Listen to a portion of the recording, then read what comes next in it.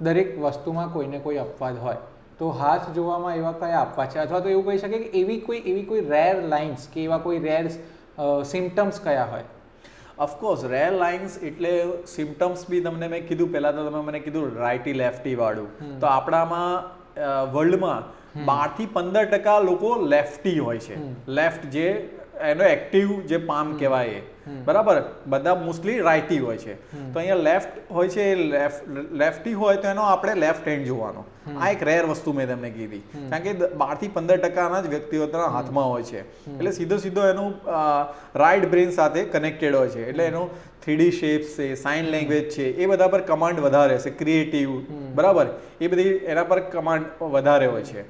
હવે બીજી વસ્તુ જે જોવા જઈએ તો આપણે, કે મેં તમને અગેન કીધું કે હાર્ટ લાઇન અને આ બ્રેન લાઇન એ નથી હોતી સીધી સિંગલ એક લાઇન જોવા મળે છે હોરિઝોન્ટલ પામમાં, અને એક લાઇફ લાઇન, બે જ લાઇન હોય છે. એટલે આ લાઇનને, હોરિઝોન્ટલ લાઇનને આપણે સીમેન લાઇન કહીશું. અચ્છા, આપણે જેમ સીમેન લાઇનની વાત કરી કે કેવી લાઇન્સ હોય એની વાત કરી, તો કોઈ એક્સ્ટ્રા ઓર્ડિનરી લાઇન્સ વાળા હાથ હોય કે જેમાં બહુ જ બધું ગૂંચવણ હોય એની લાઇન્સમાં, અથવા તો લાઇન્સ હોય જ નહીં, એવા કોઈ હાથ હોય? જો સીમેન લાઇન ને લાઈફ લાઇન વાળી કે એમનું જે છે ને લાઈફ બહુ સ્મૂધ હોય, અથવા તો બહુ પ્રેક્ટિકલ વે પર ચાલતા હોય. હવે જેમણે બી માઇનોર્સ લાઇનની વાત કરીએ, સિરીઝ લાઇન, બરાબર, જે બધી માઇનોર લાઇન્સ છે એ ઘણી બધી હોય ને, તે ગૂંચવાળો વ્યક્તિ હોય. એને થોટ પ્રોસેસ જ ખ્યાલ નથી કે મારે શું કરવું છે, ફર્સ્ટ ઓફ ઓલ, કારણ કે એને ઘણી બધી લાઇન્સ છે. એટલે ઘણી બધી લાઇન્સ હોવી એ પણ એક અપવાદ છે આપણા પામેસ્ટ્રીમાં. ઓછી જેટલી ના એનું એટલું માણસનું જીવન સારું. ટૂંકમાં આની અંદર એવું છે. એમાં ભાગ્ય લાઈન ને સન લાઈન હોય તો વધારે એનો સાથ મળે છે. પણ જો ઘણી બધી લાઇન્સ હોય ને કાપકૂપ વાળી લાઈન હોય તો એનું જીવન મુશ્કેલીઓ ભર્યું વાળું હોય છે, અને ઘણા બધા હર્ડલ્સ આવતા છે લાઈફ ટુ લાઈફમાં. એટલે આપણે પામિસ્ટ્રી દ્વારા એ પણ જાણી શકીએ કે લાઇન્સ પ્રમાણે કોનો સ્વભાવ કેવો છે. હા, લાઇન્સ દ્વારા કોનો સ્વભાવ છે, બ્રેન લાઇન ક્યાં અટકે છે, ક્યાં સમાપ્ત થાય, ક્યાંથી સ્ટાર્ટ થાય છે, ક્યાં સમાપ્ત થાય છે, હાર્ટ લાઇન ક્યાં સ્ટાર્ટ થઈ રહી છે, ક્યાં સમાપ્ત થાય છે. જેમ કે હું તમને એક્ઝામ્પલ આપું કે ભાઈ આ ગુરુ પર્વત તરફ છેક સુધી જઈ રહી છે, તો એ ઇમોશનલ છે, એટલે પોતાનું પહેલા વિચારતો નથી, બરાબર.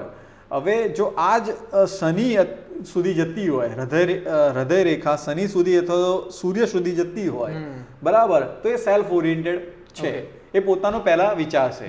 પણ સાથે સાથે આપણે બ્રેન લાઇનનું પણ ઓબ્ઝર્વેશન કરી લેવું જોઈએ કે ભાઈ બ્રેન લાઇન ધારો કે મેં કીધું બુધ સુધી જતી હોય તો એ સીધી સાદા ભાષામાં પ્રોપર અમદાવાદી છે આપણો, મારો ફાયદો શું, મારો નફો શું, બરાબર, બુધ સુધી જતી હોય ત્યારે.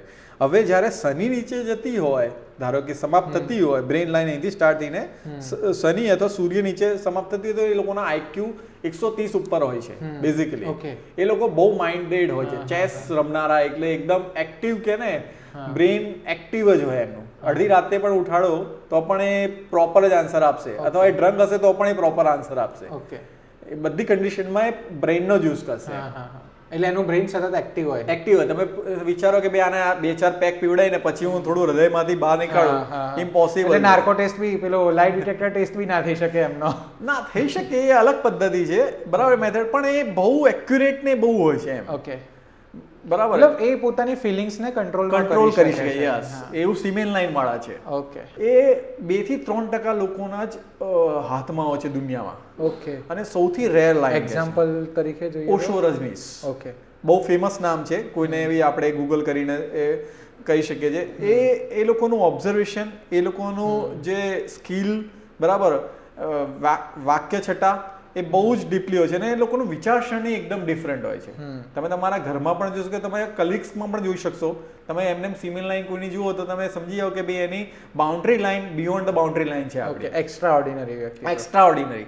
જ્યાંથી આપણી સોચ ખતમ થાય છે ત્યાંથી એની સોચ શરૂ થાય છે, ઇન શોર્ટ.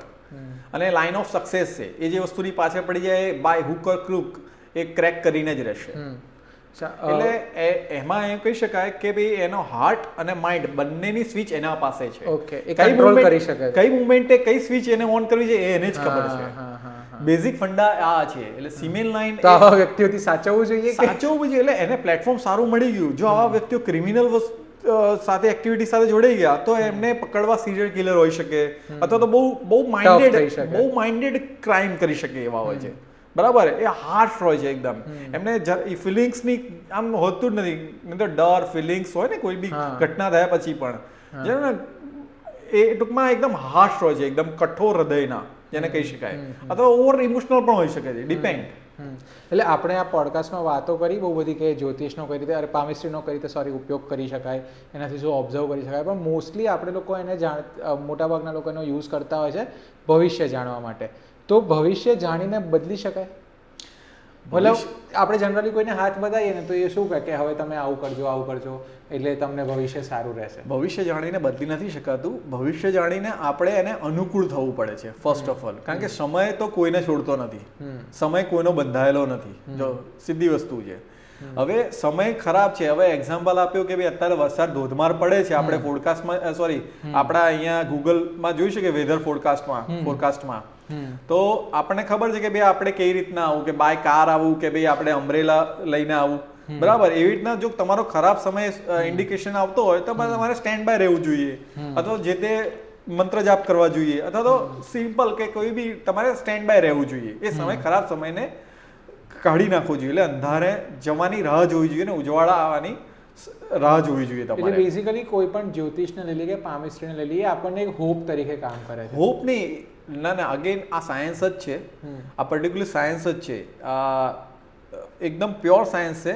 પણ આને શું કહેવાય, તમે એક ઇન્ડિકેશન સાથે કહી શકો છો કે ભાઈ ઓકે આ સમયે તમારે આ વસ્તુ નથી કરવાની અને આ સમયે જ કરવાની છે. એટલે કયા મુમેન્ટે તમારે હથોડો મારવો, ધારો કે લોઢું ગરમ છે, પણ કઈ મુમેન્ટે તમારે એને કયા શેપમાં ઢાળવું છે એ તમારા હાથમાં, એની પાસે હથોડાનો ક્યારે મેઝરમેન્ટ મારવું, એટલે મીન્સ મેઝરમેન્ટથી કયા એંગલથી, એ એના પરથી ખ્યાલ આવશે.